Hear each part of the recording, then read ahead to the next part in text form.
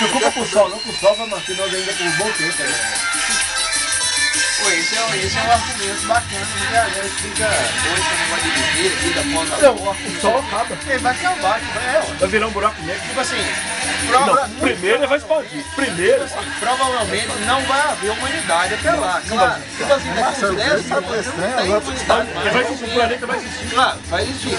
Mas assim, O sol vai mesmo se a gente tivesse tecnologia de conseguir levar... Vai chegar o dia que não vai ter pôr do sol mais não. É mesmo? Vai apagar. Aí é aquela coisa Vai ter bem pôr, não. romântica. Vai ter o pôr do sol mais não, que vai cobrir.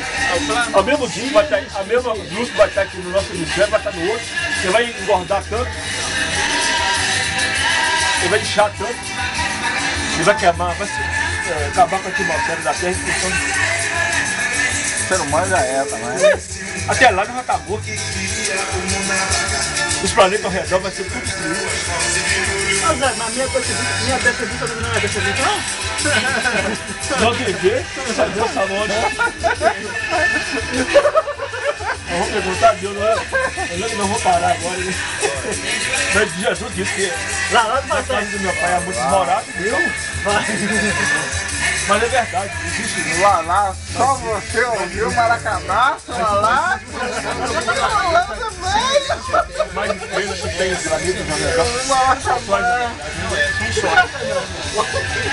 Não, eu quando eu falo assim, por incrível que pareça, quando eu falo com um aluno meu ali do primeiro ano, eu sou tanto estrelas que vendo no céu, é um louco. Não, a gente fala assim, pode ser algo que você tá. Não existe mais, porque o tempo que a luz leva, Leva bilhões de anos. luz, Já morreu. é a luz tá chegando.